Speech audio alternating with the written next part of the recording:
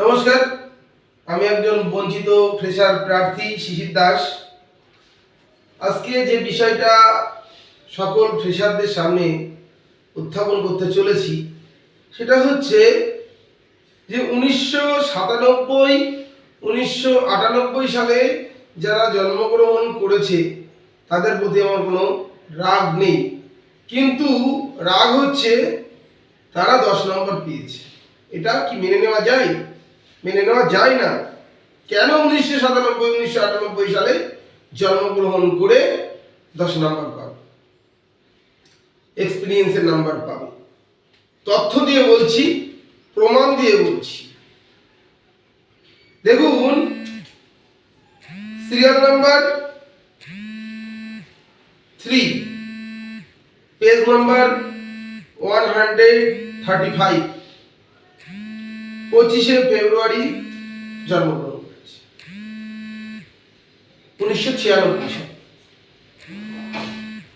Roll number 422505000636। কিভাবে 1996 সালে জন্মগ্রহণ করে এক্সপিরিয়েন্সের নাম্বার পায়? আরো আছে, শুধু একটা নয়।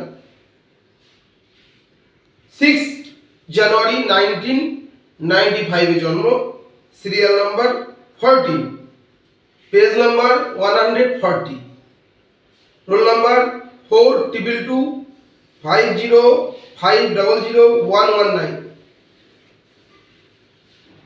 আরো একটা উদাহরণ, 1995 সালের 3রা এপ্রিল জন্মগ্রহণ করেছেন, serial number 14, page number 214, roll number 322250601516। কিভাবে এক্সপিরিয়েন্সের নাম্বার পায়? এবার আসি 2রা মার্চ 1997 সালে জন্মগ্রহণ করেছে, serial number 97, page number 226, roll number 322250601492। 1997 সালে জন্মগ্রহণ করে কিভাবে এক্সপিরিয়েন্সের নাম্বার পেল? পেয়ে আবার ফাইনাল প্যানেলে তাদের নাম আসলো। 1995 16 জুলাই জন্মগ্রহণ করেছে, serial number 42, page number 723, roll number 422251901281। আপনারাই বিচার করুন। আচ্ছা, 16 July 1995, serial number 214, page number 717, অর্থাৎ 717, রোল নাম্বার 422251901281। এবার দেখুন, 18 এপ্রিল 1998 সালে জন্মগ্রহণ করেছেন, serial number 46, page number 805, roll number 422250200401। কিভাবে 1998 সালে জন্মগ্রহণ করে কিভাবে এক্সপিরিয়েন্সের নাম্বার দিল? 1995 15 March, serial number 9, page number 963, roll number 222252600811। আরো কাজ চলছে, সবাই দেখছে, লিস্ট নিখুঁতভাবে পর্যবেক্ষণ করা হচ্ছে যে যাদেরকে 10 নম্বর দেওয়া যায় না তারা কিভাবে 10 নম্বর পায়। এর আগেও যখন আমি প্রথম দিকে ভিডিও করেছিলাম তখন বলেছিলাম যে 1997-1998 সালে জন্মগ্রহণ করেছে, 1995 সালে জন্মগ্রহণ করেছে, কিভাবে তারা এক্সপিরিয়েন্সের নাম্বার পায়। অনেকেই বলেছিলেন আমাকে যে ভেরিফিকেশনে বাদ যাবে, কিন্তু ভেরিফিকেশন হয়ে গেল, ইন্টারভিউ হয়ে গেল, ফাইনাল প্যানেলে কি হলো, তাদের নাম কিন্তু পুনরায় দেখতে পাচ্ছি আমরা। আরো আমরা পর্যবেক্ষণ করব, নিখুঁতভাবে করব। 10 নম্বর যদিও আমরা এর বিপক্ষে, 10 নম্বর মানি না,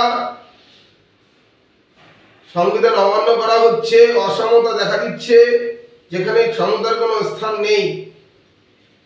তাই বলবো সকল ফ্রেশারদের উদ্দেশ্যে, আপনারাও এটার দিকে দৃষ্টিপাত করুন, না হলে আপনারা বঞ্চিত, আমরা বঞ্চিতই থেকে যাব।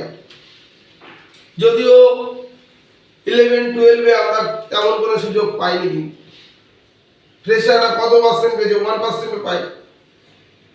সেখানে দেখা যাচ্ছে 9-10-এ কি শতাংশ পেয়েছে।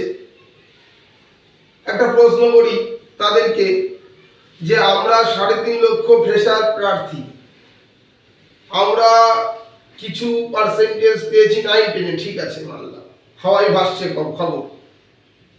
তাহলে সার্ভিস প্রার্থী যারা আছেন তারা 14-15 হাজার ক্যান্ডিডেট, তারাও সমান পার্সেন্টেজ পাচ্ছে, দেখাচ্ছে যে 50% দেখাচ্ছে। কিন্তু এখানেও তো অসমতা দেখা দিচ্ছে। 3.5 লাখের মধ্যে 9-10-এ চান্স পেয়েছে, মানলাম 50%, কিন্তু তারা আবার 11-12-এও দখল করে নিয়েছে, তারা আবার 9-10-এও দখল করে নিচ্ছেন ভ্যাকান্সি। ফ্রেশাররা সুযোগ পাবে না, তারা ওয়েটিংয়েই থেকে যাবে। তাহলে 3.5 লক্ষের মধ্যে 50% যদি ফ্রেশার পায় আর 14-15 হাজার ক্যান্ডিডেট, তার মধ্যে 50% ইন সার্ভিসরা পাবে, এই রেশিও কিন্তু মেনটেন করা হচ্ছে না। ইন্টারভিউতে 1.8:1 ডাকা হয়েছে, বেশি করে ডাকা হয়েছে। ফ্রেশারদেরকে দেখানো হয়েছে যে তোমাদেরকে সুযোগ দিচ্ছি, কিন্তু আদৌ বাস্তবে দেখা যাচ্ছে কি ফ্রেশাররা সুযোগ পাচ্ছে না, তারা ওয়েটিংয়ে থেকে যাচ্ছে, তাদের অবস্থা বেহাল দেখা দিচ্ছে। সুতরাং আপনারাও এর প্রতিবাদ করুন। আর মনে রাখবেন, আগামী 3রা ফেব্রুয়ারি আমাদের কলকাতা হাইকোর্টে কেস উঠছে। আপনারা আমাকে অনেকেই ফোন করছেন, বলছেন দাদা কি খবর। দেখুন, কোর্টে রয়েছে কেস চলছে, আর কেসে আমাদের দিকে কিন্তু সম্ভাবনা আছে, মানে আমাদের কেসের কিন্তু ব্যাকগ্রাউন্ড ভালো, ঠিক আছে, না হলে এতদিন টিকতো না কেস। সুতরাং আপনারা আসুন, এগিয়ে আসুন। পরবর্তীতে আমাদের কিন্তু সুপ্রিম কোর্টে যেতে হতে পারে। সুতরাং দলমত নির্বিশেষে সকল ফ্রেশারদের উদ্দেশ্যে বলবো, আপনারা এগিয়ে আসুন। নমস্কার, ভালো থাকবেন।